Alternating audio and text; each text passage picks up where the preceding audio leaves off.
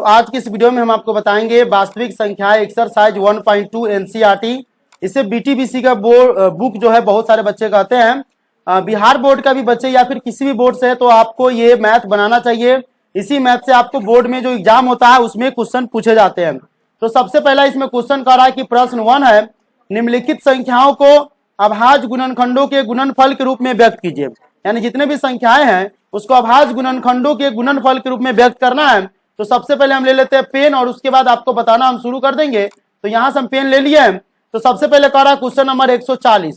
तो क्या करेंगे, इस तरीके से 140 का हम बना देंगे और यहां से क्या करेंगे, लौसर निकालेंगे यानी लघुत्तम निकालेंगे। तो क्या हो जाएगा, 2 से 70 मर्तबे में, फिर 2 से करेंगे तो 35 मर्तबे में, फिर 2 से करेंगे 2 से नहीं 5 से, 5 सते 35। अब इसी को हम क्या करेंगे, यहां पर लिख दिए तो लिखेंगे हल 140 बराबर 2 गुने 2 यानी 2 को 2 था तो 2 गुने 2, एगो 5 था तो एगो 5, एगो 7 था तो एगो 7।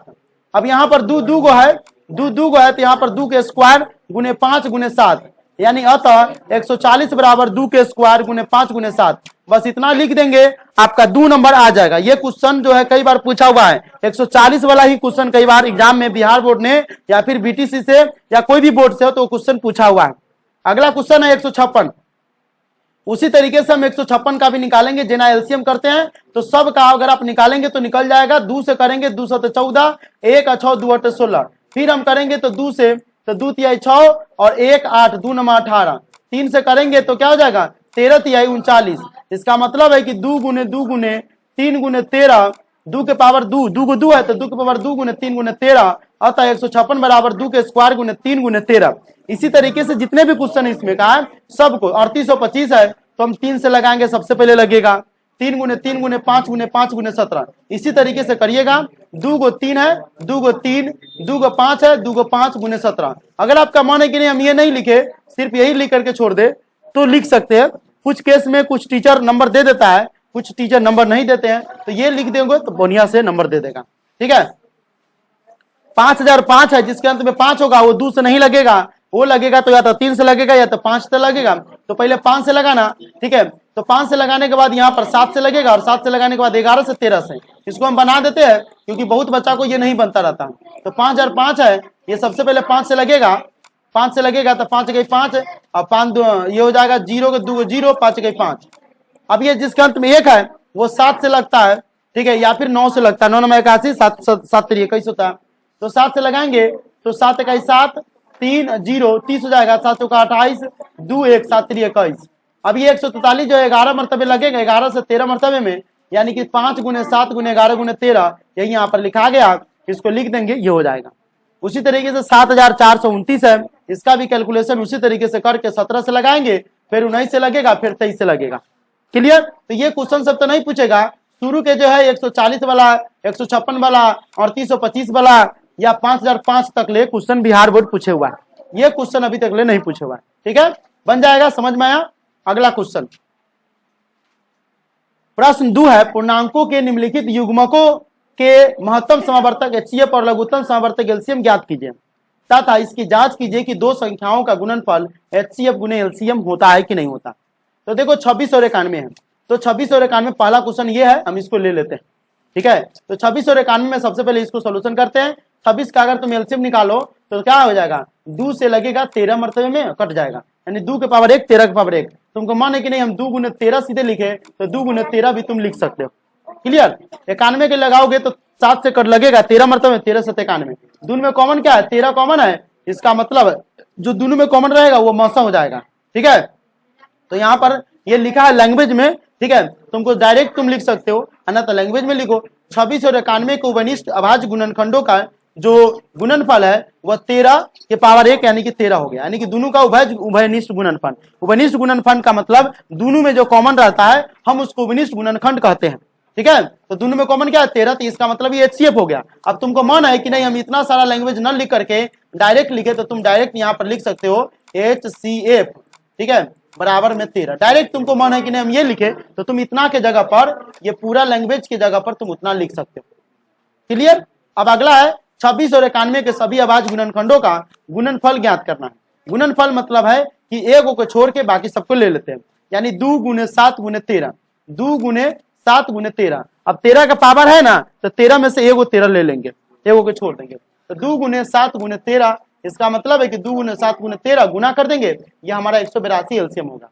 अब इतना सारा तुमको मन है कि नहीं लिखे, ठीक है, इतना सारा जगह पर तुम लिख सकते हो डायरेक्ट एलसीएम। क्या लिख सकते हो? डायरेक्ट तुम एलसीएम लिख सकते हो। इतना सारा लैंग्वेज अगर नहीं मन है लिखने का, तो वहां पर ऊपर का में एचसीएफ लिख दो, निचल का में एलसीएम लिख दो, और लिख दो सीधे डायरेक्ट 182, यानी कि ये लिखना पड़ेगा, ये पूरा तुमको लिखना पड़ेगा, ये इतना एलसीएम बराबर इतना। क्लियर?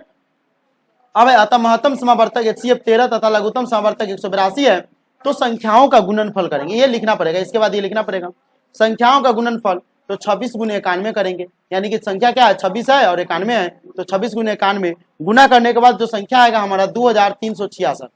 उसी तरीके से एचसीएफ गुने एलसीएम करेंगे, तो एचसीएफ क्या है? 13, एलसीएम कितना है? 182, तो 13 गुने 182 करेंगे 2366। दोनों का मान बराबर हो गया, इसका मतलब है अतः संख्याओं का गुणनफल एचसीएफ गुने एलसीएम बराबर हो गया, यानी संख्याओं का गुणनफल बराबर एचसीएफ गुने एलसीएम। ये क्वेश्चन 2 नंबर में पूछा हुआ है। ये क्वेश्चन जो है बिहार बोर्ड सिर्फ 2 नंबर में पूछा हुआ है।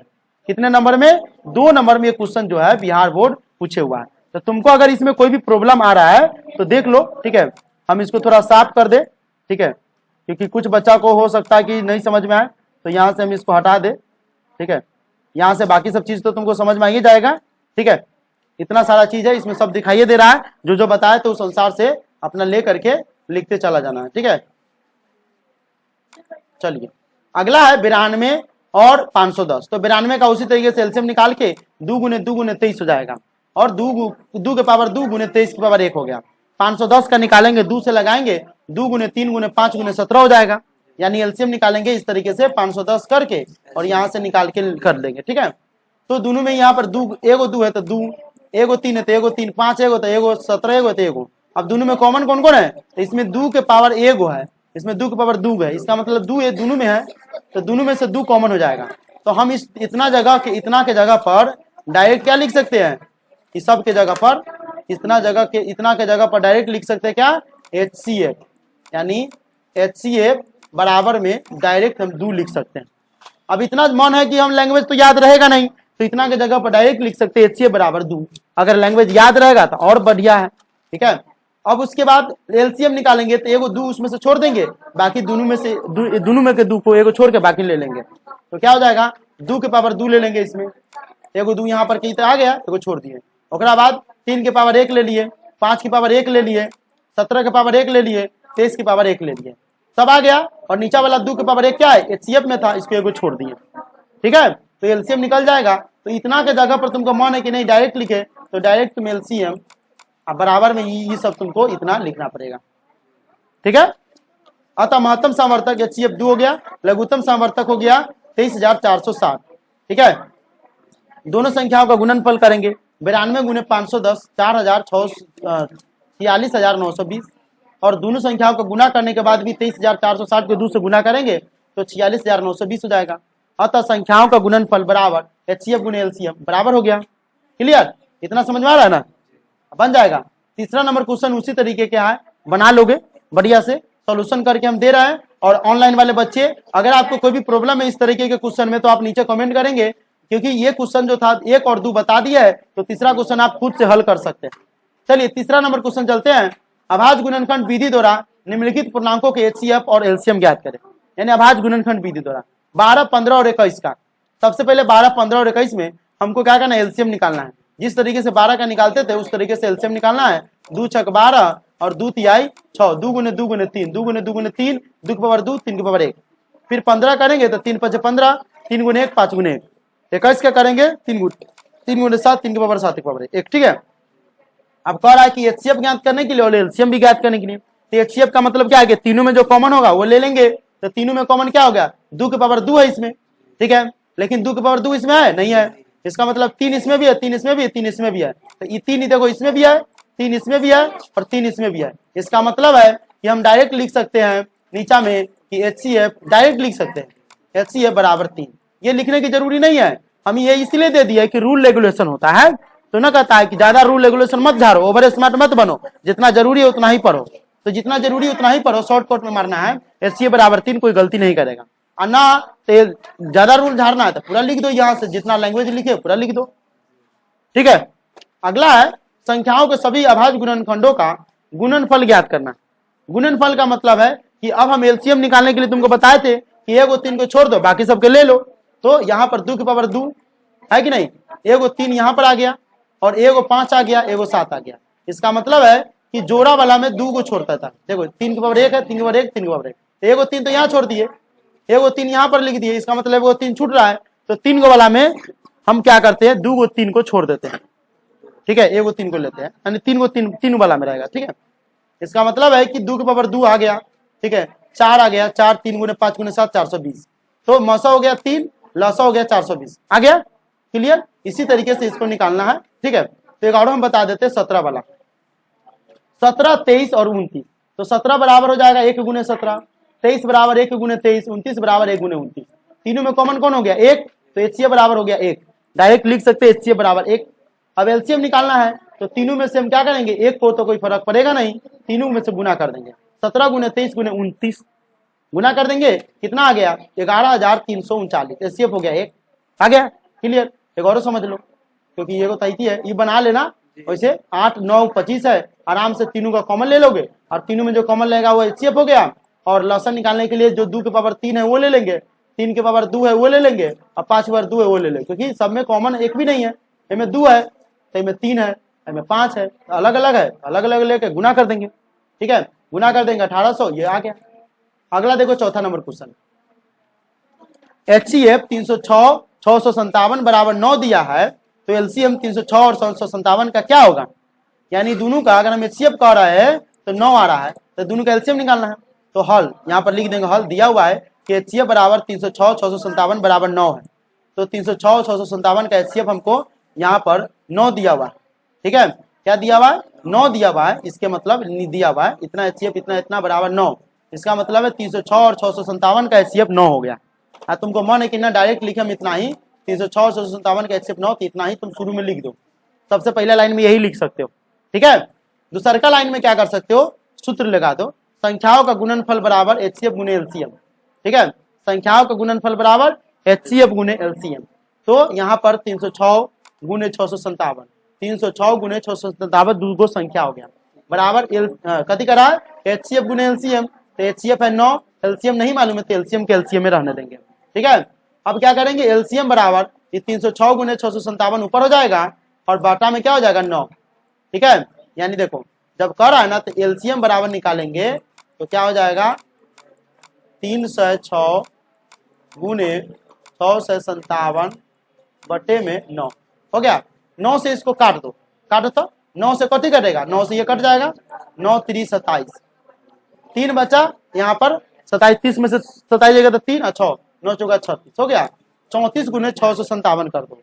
ठीक है, 34 गुने 657 कर दो, या फिर तुम एक अलग तरीका से यूज कर सकते हो, तो 34 गुने 657 करो, या फिर अगर तुम इसको काटेगा तो ये कटेगा अलग तरीके से, तो फिर अलग तरीके हो जाएगा, 9 7 63 अब बचेगा 3 2 और 7 9 3 27, तो ये इसको काट के लिया है 306 गुने 73, ये बगल वाला को काट के लिया है। अगर इधर वाला को काटोगे तो 34 गुने 657 आएगा, गुना करोगे तो दोनों का मान 22,338 आएगा, यानी एलसीएम निकल गया। समझ में आया, कोई प्रॉब्लम है नहीं है। चलिए 5वां नंबर क्वेश्चन, जांच कीजिए कि क्या किसी प्राकृत संख्या n के लिए 6 की पावर n अंक 0 पर समाप्त हो सकती है। तो देखिए सबसे पहले क्वेश्चन जो आया हुआ है, लेकिन बिहार बोर्ड ज्यादातर करके क्वेश्चन को पूछता नहीं है, यदि 6 पावर n का मान एक ऐसी संख्या है जिसमें जिसमें इकाई का अंक शून्य है, तो 6 की पावर n 5 से विभाज्य होगा, यानी जिसमें कोई इकाई अंक का शून्य हो जाएगा तो उसमें 5 से वो विभाज्य हो जाएगा, अगर शून्य नहीं रहेगा तो 5 से विभाज्य नहीं होगा। इसका मतलब है कि 6 की पावर n लाने के लिए हम क्या करेंगे, 2 गुने 3 के कोष्ठ में करके n लिख देंगे, जिसका आशय यह है कि 6 की पावर n के अभाज्य गुणनखंड में 2 और 3 आता है, और 2 और 3 आता है, इसीलिए 2 की पावर 3 लिख दिए, n बाहर से कॉमन था, बाहर से n यहाँ पर ले आकर लिख दिए। क्लियर, तो इसके 2 या 3 के अतिरिक्त कोई अन्य अभाज्य गुणनखंड आता है, 6 तो 2 से लगेगा ना तो 3 से लगेगा, दूसरा कोई संख्या से लगेगा नहीं लगेगा। 6 का कोई गुणनखंड 5 नहीं हो सकता, यानी 6 का कोई गुणनखंड 5 हो ही नहीं सकता है। ठीक है, अतः 6 पावर n अंक शून्य पर समाप्त नहीं हो सकता। ठीक है, इतना कर देना, वैसे पूछता नहीं है, अगर पूछ दे तो बना देना। छठा नंबर क्वेश्चन, व्याख्या कीजिए कि 7 गुने 11 गुने 13 प्लस में 13 और 7 गुने 6 गुने 5 गुने 4 गुने 3 गुने 2 गुने 1 प्लस में 5 अभाज्य संख्याएं क्यों है। यानी क्वेश्चन यही है, गड़बड़ नहीं ना है, नहीं। चलो अब हल देखना है। 7 गुने 11 गुने 13 प्लस में 13 बराबर क्या हो जाएगा 1001 प्लस में 13, क्योंकि गुना करेंगे 7 गुने 11 गुने 13 तो 1001 हो जाएगा। आप प्लस में 13 के यहाँ पर 13 जोड़ दिए, इसका मतलब है कि 1001 में 13 जोड़ेंगे तो 1014 हो जाएगा। अब 1014 के क्या करेंगे, एलसीएम निकाल देंगे सिंपल वे में इस तरीके से। तो 2 से निकलेगा, 2 पंचे 10, 0 2 7 14। फिर क्या करेंगे कि 3 से लगेगा, ठीक है। उसी तरीके से 2 गुने 3 गुने 13 गुने 13, क्लियर, निकल करके आएगा। अब यहाँ पर लिखेंगे 7 गुने 11 यानी दी गई संख्या 7 गुने 11 गुने 13 प्लस में 13 को अभाज्य गुणनखंडों के गुणनफल 2 गुने 3 गुने 13 गुने 13 प्लस 13 के रूप में व्यक्त किया जा सकता है। यानी 7 गुने 11 गुने 13 प्लस 13 को हम 2 गुने 3 गुने 13 गुने 13 लिख सकते हैं, क्योंकि मानवा तो उसी का है। तो इसके जगह पर 7 गुने 11 गुने 13 प्लस 13 के जगह पर हम क्या लिखेंगे, अब लिखेंगे इसके जगह पर ये, क्योंकि पूरा गुना भाग करके 214 आया और 214 के एलसीएम निकाले तो इतना आया, तो इतना को हम यहाँ पर लिख देंगे।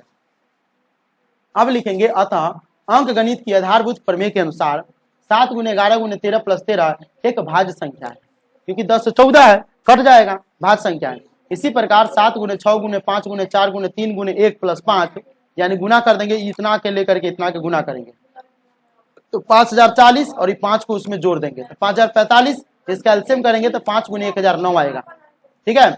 इसका मतलब है कि दी गई संख्या जब इतना के जगह पर हम 5000 गुने 5 गुने 1009 लिख देंगे, पहले का मान जो था उसके जगह पर ये लिख देंगे, क्लियर। अभाज्य गुणनखंड के गुणनफल के रूप में लिखा जा सकता है, क्योंकि 9 है तो अभाज्य गुणनखंड के रूप में लिखा जा सकता है।